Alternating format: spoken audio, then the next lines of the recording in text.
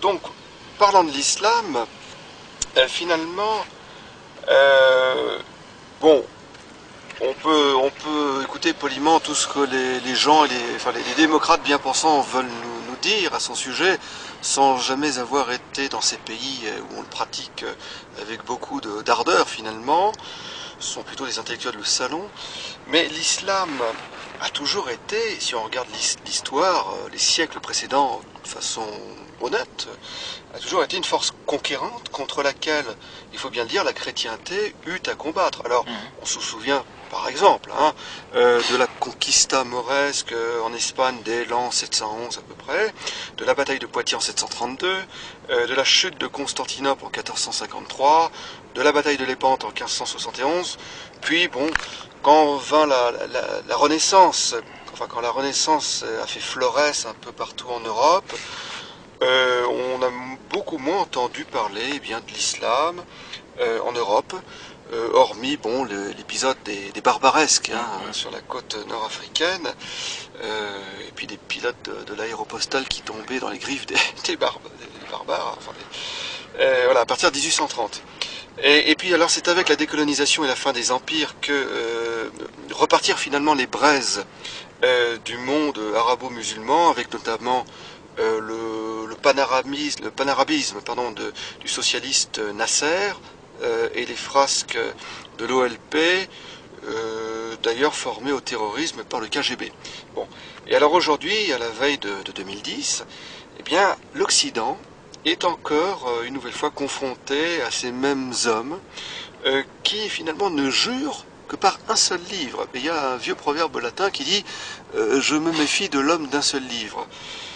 Bon, et alors, tandis que si vous voulez, ces gens, donc ces mêmes personnes, il faut le dire, sont enquistés au sein de nos pays. Alors, il y a une question qu'on peut se poser légitimement. Finalement, est-ce qu'il ne faudrait pas que la France, par exemple, et d'autres pays d'Europe, se déclarent chrétiennes pour finalement crever l'abcès définitivement?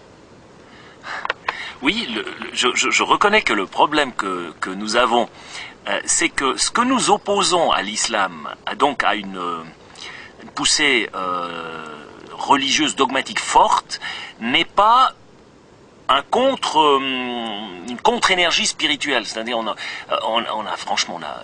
jeté notre spiritualité depuis maintenant une centaine d'années, on pratique ça à haute dose. Et Nietzsche le décrit d'ailleurs très bien dans le Gai Savoir lorsqu'il parle de la mort de Dieu. Vous avez tué Dieu, qu'allez-vous faire maintenant?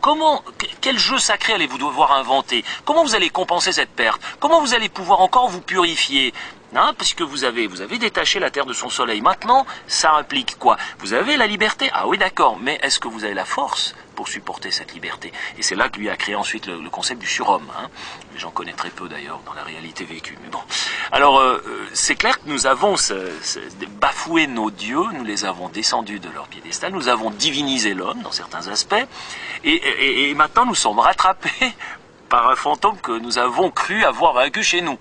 Et il y entre comme du beurre. Comme dans du beurre, je veux dire. Comme dans du beurre, c'est facile.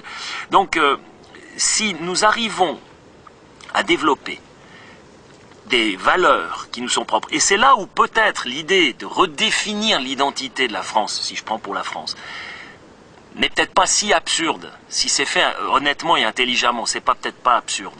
C'est de dire, mais enfin, vivre ici dans ce pays, dans cette France, ça implique quoi comme valeur fondamentale? Ça implique quoi comme spiritualité, comme base? Et ça permettrait de résister autour de cette définition par la positive.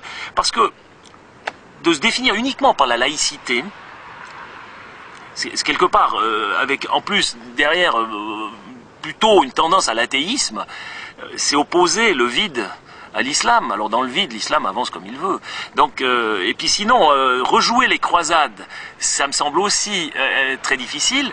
Donc l'enjeu, c'est de se dire comment faire en sorte à ce que des gens venant d'un milieu culturel totalement différent, parce que c'est clair que c'était facile d'intégrer les Hongrois dans les années 60-50, c'était facile d'intégrer les Italiens, facile d'intégrer, nous ici on avait beaucoup de travailleurs immigrés italiens, facile à intégrer, parce que c'est une culture qui est finalement très proche. Maintenant, l'enjeu c'est d'essayer d'intégrer une culture qui est basée sur une doctrine mais diamétralement opposés à la nôtre. Si nous réussissons à les intégrer, ça voudrait quand même cependant dire, et ça, M. Tamimi, que j'ai affronté sur Al Jazeera dernièrement, l'a dit, mais les musulmans d'Europe qui s'adaptent et s'intègrent ne sont plus des musulmans, ce sont des dégénérés. Voilà ce que lui dit. Alors, quelque part, vu de son point de vue, il a raison. Oui. Alors, il faudrait donc quasiment désislamiser ces gens pour qu'ils soient compatibles avec notre manière de vivre. Si nous n'y parvenons pas, nous aurons le clash. Nous aurons de toute manière une sorte de guerre civile larvée sur des décennies. Voire, je ne sais pas qui triomphera. Il y aura peut-être, alors à ce moment-là, un sursaut, une sorte de réveil en face, et on retrouvera peut-être une reconquista. Je ne sais pas, mais c'est vrai que ça, c'est un des enjeux. Maintenant, ce dont je m'aperçois, en y réfléchissant, j'y ai réfléchi un certain temps, c'est qu'il y a quand même un point commun entre le socialisme, le néolibéralisme économique et l'islam. Il y a un point qui est commun aux trois mouvances, et c'est sur ce point-là qu'ils peuvent se retrouver, c'est tous des internationalismes. Aucun de ces mouvements ne se réfère à des limites, à des frontières, ou ne les accepte ou se définit par elles. Donc c'est toujours, ça cherche à transcender toute limite. Or, ce dont je m'aperçois, c'est qu'il n'y a pas de liberté sans limite. Si vous ne définissez pas un cadre, vous ne pouvez pas déterminer la liberté. Vous ne pouvez pas la garantir.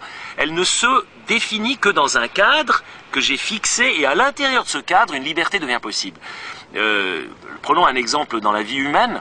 Je suis libre parce que je m'impose certaines contraintes, et c'est la condition sine qua non de ma liberté. Dès le moment où je dis libre, c'est faire tout ce que je veux, tout ce qui me vient à l'esprit, sans contrainte, sans limite, je finis par être l'esclave de la moindre de mes pulsions. Le moindre de mes désirs me domine. Et je ne suis plus libre. C'est le paradoxe terrible de l'existence. Et maintenant, vous transposez ce principe au niveau des nations, au niveau international, vous avez exactement le même principe. Les frontières, on les a définies comme mauvaises, c'est une frontière, c'est une prison. Non. La frontière a toujours une double fonction. Elle peut être une prison si vous avez un goulag à l'intérieur, ou un stalag. Alors oui, là c'est une prison. Si cette frontière est cependant quelque chose qui me délimite par rapport à l'autre, et qui me garantit à l'intérieur un espace de liberté, la liberté ne dépend pas de la grandeur ou de l'étroitesse d'un espace. La liberté dépend de la qualité de cet espace. Vous pouvez être très libre dans un espace très petit, et puis totalement prisonnier dans un espace très grand. D'ailleurs, l'URSS était une énorme prison d'État sur une surface territoriale énorme. Donc, c'est ça, les limites sont quelque chose qui permet à l'être humain de se définir, de défendre sa liberté dans un cadre qu'il s'est fixé, et c'est un cadre qui est encore à mesure humaine. La nation, l'État-nation. Moi, je pense que l'État-nation va connaître une renaissance, parce qu'il est nécessaire à la création d'une identité qui soit à mesure humaine. Je peux m'identifier à ça. Alors que ce supranational ne me permet pas de me limiter, de me reconnaître, de m'orienter. C'est quelque chose dans quoi je suis perdu, et donc dans le quoi j'évolue au gré des vagues, des courants, de la volonté de certains qui dirigent la manœuvre en haut. Et c'est ça un peu l'enjeu de nos jours. C'est pour cette raison que je défends ce petit État-là qui est le mien, un État vraiment... du point de vue territorial, c'est 42 000 km², c'est pas énorme, hein, c'est 2 fois plus petit, presque 2 fois plus petit que rien que le Land de Bavière, mais avec une tradition, une richesse culturelle, linguistique, avec une histoire, avec des valeurs. C'est un territoire extrêmement riche, très symbolique, très riche. C'est presque, quand je vois ce canton du Valais, le vieux pays comme nous l'appelons, c'est presque un espace métaphysique. Donc vous n'avez pas seulement l'horizontalité, hein, il y a cette incroyable verticalité qui vous est imposée par les montagnes, et cette verticalité, c'est toujours l'élévation vers quelque chose qui me dépasse en tant qu'être humain, qui me rend humble, je monte souvent, j'ai un chalet là dans le Haut-Valais, à 2000 mètres, et je monte, maintenant je vais y aller d'ailleurs pour 2 semaines en vacances d'hiver, et je n'utilise pas moi les remontées mécaniques, je prends mes pots de phoque, je fais de la randonnée, mais ça fait des années, ça fait 30 ans, 35 ans que je gravis des montagnes. Qu'est-ce que je trouve au sommet de la montagne? Mais je ne me trouve infiniment que moi-même. Et tout l'exercice politique, c'est d'offrir aux gens un cadre dans lequel ils puissent, au fond, se trouver eux-mêmes. Et où l'étranger qui vient, lui aussi, peut se trouver lui-même, mais sans détruire ce qui, justement, lui permet d'être libre. Et là, ce que je regrette avec certains courants de l'islam, particulièrement, évidemment les plus exigeants, les plus revendicateurs, les plus riches aussi en argent, c'est au fond ils utilisent cette incroyable liberté, cette ouverture de la société occidentale pour y introduire des éléments liberticides, des éléments qui justement veulent fermer toutes les portes qui leur ont été ouvertes. Je trouve ça terriblement dommage.